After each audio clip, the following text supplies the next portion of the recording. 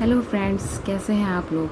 आशा करती हूँ आप सब स्वस्थ होंगे। जैसा कि हमने फर्स्ट क्लास में देखा था, लास्ट के जो साइंस के पहले के चैप्टर थे वो, लेकिन मैंने देखा कि वीडियो में ये साइड का जो हिस्सा था वो आ नहीं रहा था। तो अगर किसी को प्रॉब्लम हो तो यहाँ से वो नोट कर सकता है अच्छे से।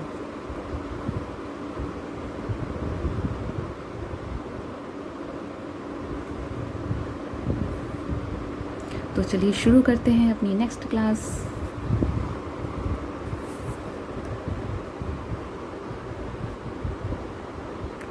ओजोन को जो हम इंडिकेट करते हैं वो किससे, O3 से इंडिकेट करते हैं। O3 अगर O2 कर दिया तो वो ऑक्सीजन बन गया, और O3 कर दिया तो वो ओजोन बन गया। ओके गाइस, ऑक्सीजन पर यूवी किरणों की क्रिया से वायुमंडल के उच्च स्तर पर ओजोन बनता है। जब ऑक्सीजन O2 क्या होता है, ऑक्सीजन, जब इस पर यूवी किरणें जो सूरज की आती हैं तो उससे क्या होता है, ओजोन रिलीज हो जाता है। यह सूर्य से आने वाली हानिकारक यूवी किरणों से हमारी रक्षा करती हैं। सबको पता है गाइस कि जो हमारी जो पृथ्वी है उसकी जो अपर लेयर होती है वो क्या होती है, ओजोन से घिरी हुई है। अब उसमें भी होल होते जा रहे हैं, जिसके कारण यूवी रेस पृथ्वी पे बहुत तेज़ी से आ रही हैं। थर्ड पॉइंट क्या है, ओजोन और ऑक्सीजन दोनों अलग अलग चीज़ें हैं। O2 क्या है, ऑक्सीजन जो हमें सांस लेने में यूज़ होता है। O3 क्या है, ओजोन है जो पृथ्वी के जो बाहरी वायुमंडल में पाया जाता है, जो अपर लेयर होता है, जो कहते हैं ना ये हमारी गोल सी पृथ्वी है उसके अपर पार्ट पर पाया जाता है। ओजोन का ऑक्सीजन में टूटना रासायनिक परिवर्तन माना जाता है। ये क्वेश्चन बहुत इंपॉर्टेंट है कि ओजोन का ऑक्सीजन में टूटना क्या रासायनिक है या नहीं है, तो वो क्या है, रासायनिक अभिक्रिया है। ओके गाइस, अगर किसी को डीपली समझना है तो वो मुझे कमेंट कर सकता है, मैं उसको अच्छे से समझा दूंगी इस पॉइंट को। ठीक है गाइस, नेक्स्ट चलते हैं। उपचारात्मक शिक्षण का उद्देश्य है, क्या है उद्देश्य, उपचारात्मक मतलब इसी से हमें पता लग रहा है कि समस्या के कारण का पता लगाना। पहले हम किसी भी समस्या को सॉल्व करने के लिए पहले हम क्या करते हैं, उसके कारण का पता लगाते हैं। जब तक आपको रीज़न पता नहीं होगा आप सॉल्यूशन नहीं ढूंढ सकते, इसलिए आपका रीज़न का पता लगना ज़रूरी है, देन आप सॉल्यूशन ईज़िली ढूंढ सकते हैं। उन वस्तुओं को फिर से पढ़ाना जो छात्रों द्वारा ठीक से समझ में नहीं आते हैं। मतलब छोटे बच्चे हैं, आप उनको पढ़ा रहे हैं, अब उन्हें चीज़ें समझ में नहीं आ रही है तो अब ये तो नहीं कह सकते हम कि चलो आगे बढ़ो आगे बढ़ो आगे बढ़ो। छोटा बच्चा है तो उसे समझाना होगा, उसे नहीं समझ में आ रहा है वो 10 बार पूछेगा तो आपको 10 बार आंसर करना होगा, देन हम आगे बढ़ना होगा। ओके, तो वही चीज़ है, पहले समस्या के कारण का पता लगाना फिर से सॉल्व करना ही उपचारात्मक शिक्षण कहलाता है। प्रिज्म से सूर्य के प्रकाश के गुजरने पर पर्दे पर 7 रंग देखे जाते हैं, क्योंकि जब हमने फिजिक्स, मेरे पास इंटर में फिजिक्स थी तो प्रिज्म का हमने प्रैक्टिकल भी किया है, तो उस पर क्या होते हैं, जब प्रिज्म पे रेज आती हैं तो वो क्या होती है, 7 रंगों में डिवाइड हो जाती हैं। तो वही चीज़ों को यहाँ बताया गया। तो वो 7 रंग किस क्यों में होते हैं, तो वो इस तरीके से होते हैं। सूर्य के श्वेत प्रकाश में 7 रंग होते हैं, सबको पता है, तो वो इस तरीके से होते हैं। क्या होता है, पहला लाल होता है, नारंगी होता है, पीला होता है, हरा होता है, नीला होता है, जामुनी होता है, बैंगनी होता है, और जिसको हम क्या कहते हैं, विबग्योर कहते हैं। अगर यहाँ स्पेलिंग समझ में नहीं आ रही तो मैंने यहाँ पे स्पेलिंग लिख रखी है, VIBGYOR, VIBGYOR, V for violet. ठीक है, इस अकॉर्डिंग आप अपना देख सकते हैं। ये विबग्योर बहुत शॉर्ट फॉर्म है, तो आप इस अपने हिसाब से देख लेना चाहिए। और इसमें ये तरंग दैर्ध्य का बहुत इंपॉर्टेंट होता है। कहते हैं ना कि सबसे जो विचलन होता है किसका होता है, किस रंग का होता है, जिसका तरंग दैर्ध्य सबसे कम होता है। तो क्या होता है, जो 7वें नंबर का जो बैगनी है, ये बहुत इंपॉर्टेंट क्वेश्चन है, क्योंकि क्वेश्चन आते रहते हैं। बैगनी रंग का तरंग दैर्ध्य कम होता है और इसकी विचलन क्षमता भी कम होती है। सबसे हाईएस्ट क्या होता है, लाल रंग, इसका सबसे कम विचलन होता है और फैलाव सबसे ज़्यादा होता है। सॉरी मैंने उल्टा बोल दिया था, बैंगनी रंग का विचलन जो होता है वो ज़्यादा होता है, लाल रंग का विचलन कम होता है, और इसका फैलाव, ये आपको इम्पोर्टेंस अच्छे से नोट कर लेना, यहाँ मैंने सब लिख रखा है। और ये जो चीज़ होती है गाइस, वो आपको रटने ही पड़ेंगे, क्योंकि आप ये कितना ही समझ लो आप भूल जाओगे।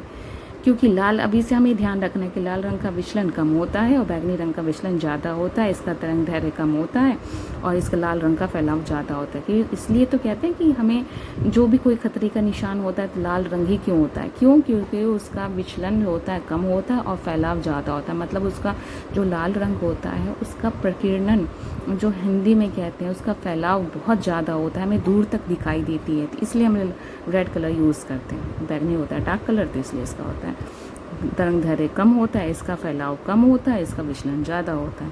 ये हमेशा नीचे से ऊपर की ओर होते हैं। ओके गाइस, विटामिनों के उस सेट की पहचान करो जो यकृत में भंडारित रहते हैं और हमारे शरीर की दैनिक आवश्यकताएं नहीं हैं। वो क्या है? हमारे यकृत में जो भंडारित रहते हैं वो क्या हैं, जो हमारी दैनिक आवश्यकताओं में नहीं है? वो है ADE ये वसा में घुलनशील होते हैं। यकृत को हम क्या कहते हैं? लिवर कहते हैं। में विटामिन ए होता है। ये बहुत कॉमन क्वेश्चन है, ये क्वेश्चन आता ही आता है कि हमारे सिंपल ये चीज़ अगर ना भी पढ़ो तो ये चीज़ है कि लिवर में कौन सा विटामिन होता है। लिवर अगर ना भी दे तो यकृत हिंदी वर्ड यूज़ किया जाएगा कि यकृत में कौन सा विटामिन होता है। तो जो हमारी बॉडी होती है वो विटामिन ए जो होती है वो खुद से जनरेट करती है। तो ऑलरेडी हम कह सकते हैं जो हमारी लिवर होती है विटामिन ए उसमें होता है। ठीक है, अब इसमें ये भी क्वेश्चन है, ये वाला भी क्वेश्चन इंपॉर्टेंट, ये वाला लाइन है, जो ADE के जो विटामिन होते हैं ये वसा में घुलनशील होती है। वसा क्या होता है? जो हमारा फैट होता है, जो फैट में क्या होते हैं ईजिली विटामिन ADE के ये हमारे फैट में घुलनशील होता है। ठीक है, ये हम अब तुम नोट्स बना के भी लिख सकते हैं, आप जो होते हैं ये आप नोट्स बना के भी ईजिली लिख सकते हो इसे। सेकंड क्या है?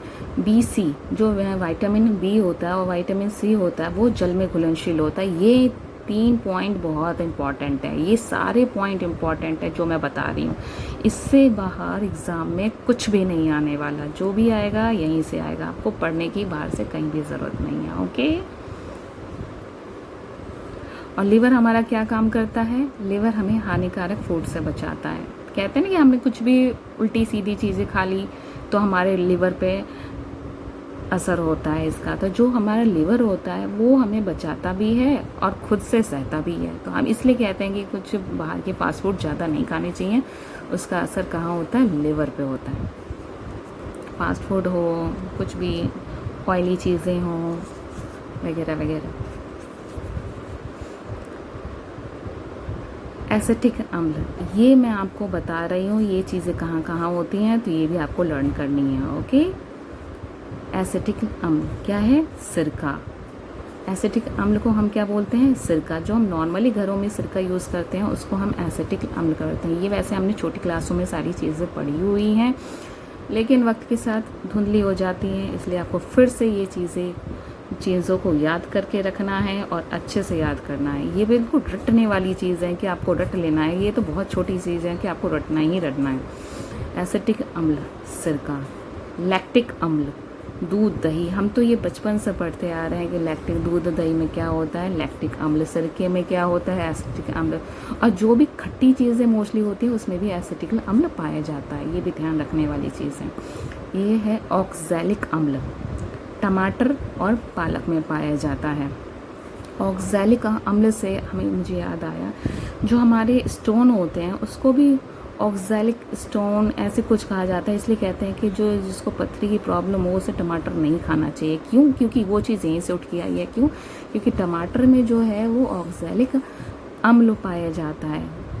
डेट्स वाई शायद इसलिए कहा जाता हो कि कहते हैं ना जिसको पथरी होती है उसको टमाटर नहीं खाना चाहिए, पालक नहीं खाना चाहिए, इसलिए कहा जाता है। क्यों? क्योंकि इसमें ऑक्सैलिक अम्ल होता है।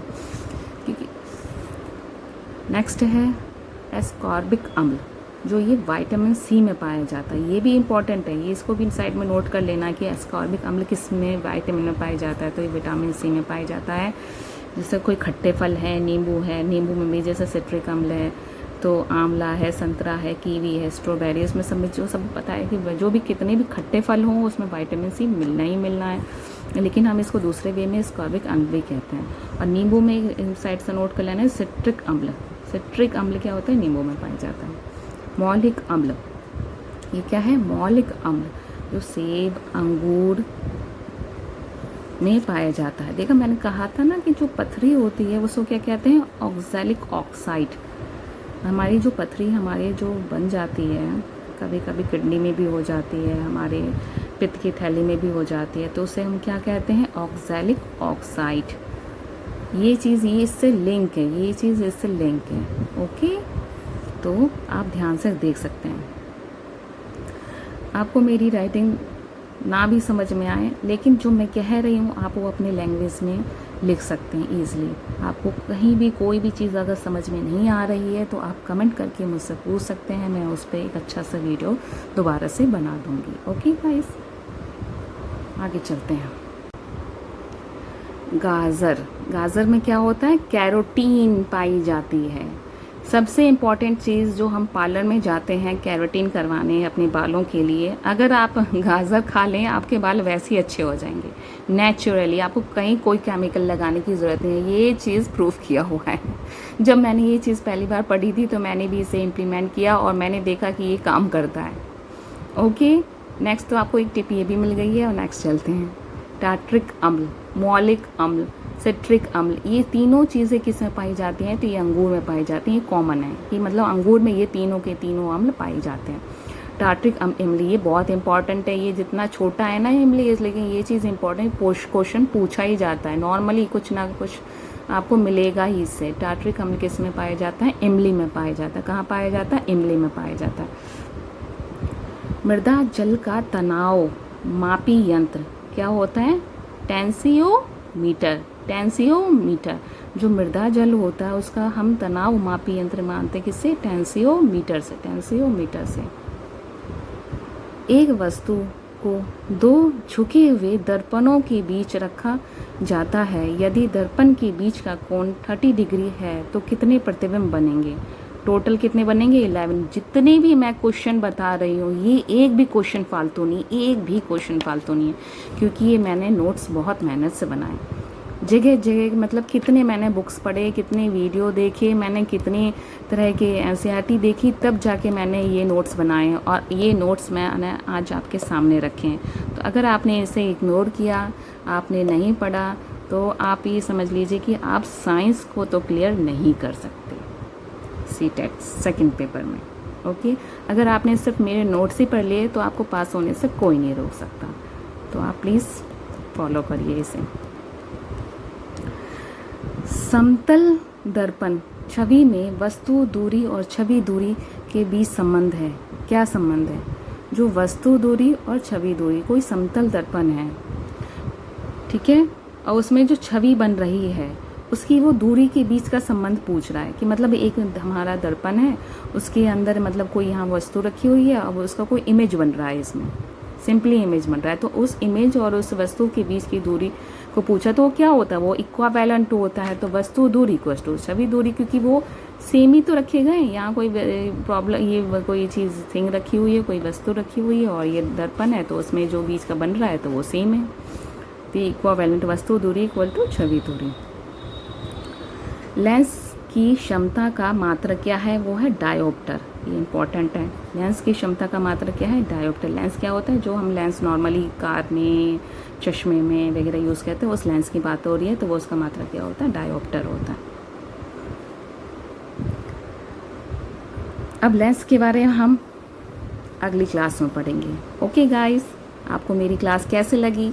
हो सकता है कि मेरे राइटिंग आपको पसंद ना आए, हो सकता है कि मेरे वीडियो बनाने का तरीका आपको पसंद ना आए, बट आपको पास होना है, पढ़ना है। आपको ये नहीं देखना कि आपको ये सोर्स कहाँ से मिल रहा है, कैसे मिल रहा है, बट आपको फॉलो करना है। मिलते हैं नेक्स्ट क्लास में, तब तक के लिए बाय बाय।